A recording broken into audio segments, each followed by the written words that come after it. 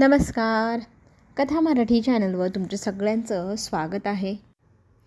लक्ष्मीच्या पावलांनीमध्ये आज आपल्याला पाहायला मिळत आहे काजलचा साखरपुडा मोडल्यानंतर इथे घरी आल्यानंतर कला टेन्शनमध्ये असते. त्यात अद्वैतही तिला म्हणत असतो की तू जरा जास्तच आईंना बोलली.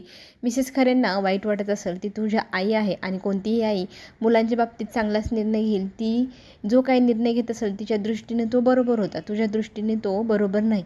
पण त्यांना समजून घ्यायला हवं, त्यांच्याशी नीट बोलायला हवं होतं. त्यावेळेला ती म्हणते तू पाहिलंच ना तो नवरदेव कसा होता, तुला तरी मान्य होतं का ते? म्हणूनच मी तो साखरपुडा मोडला.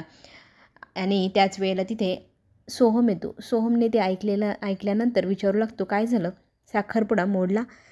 तर तिथे आबा आणि रजनी येते. आबांना काळजी वाटू लागते. आबा कलाला विचारू लागतात काय झालं मला सांग तिकडे. इथे ती सांगत नाही. पाहिल्यानंतर आबा लगेचच अद्वैतला म्हणतात सविस्तर रीतीने जे काही घडले ते मला सांग. त्यावेळेला तो सांगू लागतो आबा आम्ही तिथे गेलो त्यावेळेला तिथे साखरपुड्याची सुपारी फोडण्यात येणार होती आणि कलाने ती जाऊन तिथे थांबवली. तिथे त्या माणसांशी मग वाद घालण्यामध्ये कला पुढे होती. त्यातली त्यात त्या व्यक्तीने धमकीही दिली, तुम्ही आमचा साखरपुडा मोडताय याची तुम्हाला चांगली शिक्षा भेटेल. आणि साखरपुडा मोडल्याच्या दुःखामुळे मिसेस खरे पण टेन्शनमध्ये होत्या. त्यांनाही ही काही बाई बोलून आली आणि त्यामुळे त्याही दुखावल्या गेला. खरं तर साखरपुडा मोडला हे ऐकल्यानंतर सोहमला आनंद झाला.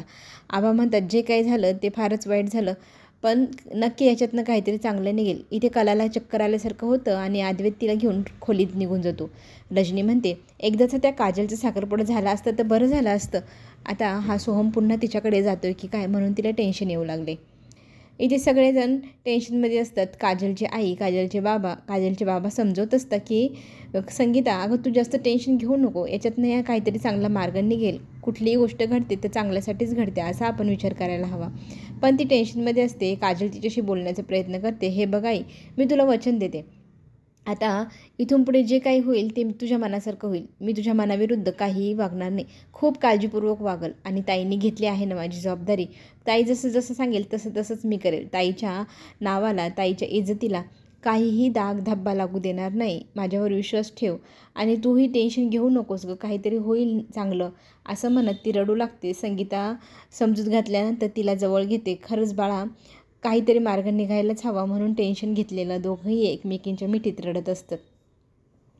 अद्वैत इथं कलाला समजत असतो की तू टेन्शन घेऊ नको, आराम कर, हे बघ पाणी पी आणि स्वतःला त्रास करून घेऊ नको. आपण याच्यातनं काहीतरी मार्ग काढू, काजलसाठी चांगला नवरदेव शोधूया आपण. तू टेन्शन घेऊ नको, बस मला एवढंच सांगायचं आहे. आणि चिडचिड करून काहीच होणार नाही. आणि तुझ्या आईशी तू सविस्तरपणे ह्या विषयावरती बोल, घाई गडबड करू नको. इथे आबांनी फोन केलेला असतो इथे वकिलांना काय झालं विचारण्यासाठी. त्यावेळेला ते सांगू लागतात मी इतक्या केस हँडल केल्या आहे, त्यात एकतर हो किंवा नाही असा मार्ग निघतो. पण तुमची केस जर जास्तच विचित्र आणि चिघळलेली दिसते. याच्यातनं मला दोघांना काय करायचं हेच समजत नाही. दोघंजणं पटापट निर्णय पण सांगत नाही, हो की नाही ते पण सांगत नाही. किती दिवस असं चालणार? आता मी त्यांना एकच दिवस दिला आहे. मला आजच्या आजच कळायला हवं की दोघांना सोबत राहायचं आहे की नाही, नाहीतर मी दोघांची फारकत डिक्लेअर करून टाकेल. असं आबांनी ऐकल्यानंतर आबा टेन्शनमध्ये येतात. आणि इथे लगेचच ते अद्वैतला आणि कलाला बोलवण्यासाठी सुवर्णाला पाठवतात. सुवर्णा त्यांच्या खोलीत जाते. अद्वैत आणि कलाला सांगते की आबा फार चिडले आहे, तुम्हाला दोघांना ताबडतोब खाली बोलवले. हे ऐकल्यानंतर काय घडले, एवढं घाई गडबडीत आपल्याला खाली बोलवले? आणि अद्वैत म्हणतो खाली गेल्यावरच कळेल, आपण खाली जाऊन पाहूया ना. मग दोघंही घाई गडबडीत खाली येतात. आबांसमोर उभी राहतात. आबा त्यांना जाब विचारू लागतात, तुमचं दोघांचं हे काय चालले आणि किती दिवस चालणार आहे? आता आबा काय विचारते ह्या गोष्टीवर अद्वैत विचारतो. त्यावेळेला तो म्हणतो आडेवेडे घेऊ नको, मला स्पष्ट सांग तुम्हाला दोघांना नक्की पुढे काय करायचं आहे. त्या वकिलांना मी काय उत्तर देऊ तुमच्या दोघांचं, तू मला सांग. अद्वैत काही बोलेना आणि कलाकडे आबा जेव्हा पाहतात, जाब विचारतात, त्यावेळेला कला सांगू लागते आम्ही दोघांनी मिळून एक निर्णय घेतला आहे, तो म्हणजे आम्ही दोघं आयुष्यभर एकमेकांच्या सोबत राहणार.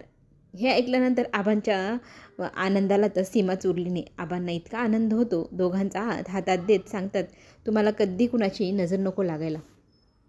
आणि अद्वैत तिथे लाजतो आणि अद्वैत म्हणतो आलोच आबा मी, असं म्हणत तिथून पळ काढतो. आबा मग हसू लागतात, काय लाजाळू मुलगा आहे हा. पण तुम्ही दोघांनी मला जो आनंदाचा क्षण दिला आहे तो खूपच छान आहे असं आबा कौतुक करून कलाला सांगतात. कला आणि अद्वैत रात्री छान अंथरूण करतात. कलाला वाईट वाटतं, आपण दोघांनी सोबत राहायचं ठरवले तरी हा खाली अंथरूण घालतोय, याला वर झोपायला काय झालं. आणि अद्वैत इथे विचार करतोय, इथे ठरवल्याप्रमाणे एकत्र राहायचं ठरवलंय तरीही मला म्हणतही नाही तू की वरती ये. आता दोघंही अवघडलेल्या परिस्थितीत असतात. दोघांनाही स्पष्ट बोलता येत नाही. दोघंही एकमेकांना गुड नाईट म्हणतात आणि झोपतात. इथेही दोघंही पुढाकार घ्यायला तयार नाही. अद्वैतला वाटतं कलानी घ्यावा आणि कलाला वाटतं अद्वैतनी घ्यावा. आणि थोड्याच वेळात मग कला अद्वैतला हाक मारते आणि त्याला सांगू लागते की आपल्या जवळचं हक्काचं माणूस आपल्याजवळ असलं तर आपल्याला किती शांत झोप लागते. माझी तब्येत बरी नसताना मी तुझा हात घेऊन झोपले होते, त्यावेळेला मला खूप छान झोप लागली होती. अद्वैतही लहानपणीच्या गोष्टी सांगू लागतो. मला बरं नसल्यावर माझी आई माझ्याजवळ बसायची, तसंच मी आजारी असताना हॉस्पिटलमध्ये घरी तू माझ्याजवळ बसायची तेव्हाही मला अशी छान झोप लागायची. मग अद्वैतला ती इथे झोपतो का म्हणून विचारते. तोही आनंदाने तयार होतो आणि कलाला तो म्हणतो आज तुझा हात मला देशील का झोपायला, आणि मलाही आज शांत झोपायचं आहे असं म्हणतो. कला इथे विचार करत असते की आपण दोघांनी आता एकमेकांची काळजी घ्यायला सुरुवात केली आहे. ह्या काळजीला नाव तरी काय द्यायचं. ही काळजी म्हणजे आपल्या दोघांमधलं प्रेम तर नाही. आपण दोघं प्रेमात पडलो आणि आपल्या दोघांनाही माहीत नाही. ह्या गोष्टीने तिला आश्चर्य वाटतं. इथे कला अद्वैतला मदत करते. अद्वैत त्याच्या वस्तू शोधत असतो, त्याला ती एक एक वस्तू काढून देते. रुमाल, सगळं पॉकेट सगळं देत असते आणि अद्वैत म्हणतो तू हे सगळं का करत आहे. तर ती त्याला म्हणते का माहीत नाही. आता समुपदेश केंद्रातल्या सरांना काय उत्तर द्यायचं. त्यावेळी ती म्हणते आता आपलं ठरलं आहे ना दोघांनी सोबत राहायचं, तर त्यांना तेच सांग आणि आपले डिवोर्स कॅन्सल कर. त्यावेळेला तो तिला म्हणतो तू तर खूप आनंदी दिसते. तर ती म्हणते तुझ्याही चेहऱ्यावर खूप स्माईल दिसते. तर त्याचं कारण काय. दोघंही एकमेकांपासून स्वतःच्या भावना लपवतात आणि अद्वैत तिथून निघून जातो.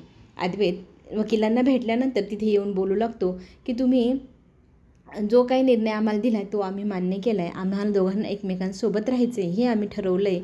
आणि ह्या गोष्टीने दोघांनाही छान शुभेच्छा ते सर देतात. त्यांना ते सांगू लागतात की मी माझ्या बायकोला खरंच अजून व्यक्त नाही केलं माझं प्रेम, पण काय करू तिच्यासाठी म्हणून विचारू लागतो. त्यावेळेला तो म्हणतो बायको तुझी, तुमचं सगळं तुम्ही ठरवा काय द्यायचं आणि काय नाही, मी कोण सांगणारा. मग तो आता विचारात पडतो आता कलाला कोणत्या पद्धतीने प्रपोज करायचं आणि तिला काय द्यायचं. कलाही इथे तेच कन्फ्युजनमध्ये असते. तिच्या आईचा फोन येतो, आईशी ती बोलू लागते. आई तिला सांगू लागते की आपल्या शेजारची तुझी मैत्रीण नाही का, ती तुझी बालमैत्रीण, तिचा आज गाडीमोड झाला. कशाने झाला कला विचारू लागते. त्यावेळेला ती म्हणते माहीत नाही का झाला, मी काय एवढी विचारपूस केली नाही. खरंच मलाही आता भीती वाटते. तुमच्या दोघांच्याही केसला 6 महिने होत आले आहे, तुम्ही दोघांनी काय ठरवलं आहे. आता इथे आडेवेडे घेत संगीता मुलीच्या मनातली माहिती काढण्याचा प्रयत्न करू लागते आणि कला सांगू लागते आई आम्ही दोघांनीही कालच ठरवलं एकमेकांसोबत आयुष्य घालवायचं. हे ऐकल्यानंतर तिला खूप आनंद होतो आणि तुझ्या तोंडात लाडू पेढे जे काही आवडते ते तुझ्या तोंडात. आणि तू जावई बापूंना नाही तुझ्या मनातली गोष्ट सांगितली का ती विचारते. त्यावेळेला ती म्हणते अजून नाही सांगितलं, स्पेशल काहीतरी करून सांगावा असं वाटते. तर ती म्हणते हो नक्कीच, तू काहीतरी स्पेशल त्यांच्यासाठी कर आवडीनिवडीचं आणि मग त्यांना सांग. असं म्हणत ती देवाचे आभार मानते आणि फोन ठेवते. आणि काला विचारत असते तर काय करू त्यांच्यासाठी स्पेशल म्हणून तीही विचारत असते. दोघंही खूप खुश आहे एकमेकांना मनातली गोष्ट सांगण्यासाठी. इथे मात्र बोक्का आणि मांजर जसे टपून बसावे ना तसे हे राहुल आणि रोहिणी टपून बसले आहे. ते म्हणजे आता अद्वैतची सही घेण्यासाठी. अद्वैतला काही करून आपल्या पेपर्सवर सही करावीच लागेल, असं काहीतरी करावं लागेल, युक्ती काहीतरी सापडावी लागेल, असं दोघांचा इकडे प्लॅन चालू असतो. अद्वैत घरी येतो आनंदाने. इथे कलाला म्हणतो की मला तुला काहीतरी सांगायचं आहे. तर ती म्हणते नाही मला आधी सांगायचं आहे. दोघंही वाद घालतात, मी आधी तू आधी मी आधी. इथे दोघंही राग भरतात. मग कला त्याच्यामध्ये त्याला सांगते की आपण दोघंही एकाच वेळी एकच गोष्ट सांगू असं काही होऊ शकतं, त्यापेक्षा आपण एकाच वेळेला बोलू आपल्या दोघां मनातलं जे काही आहे ते.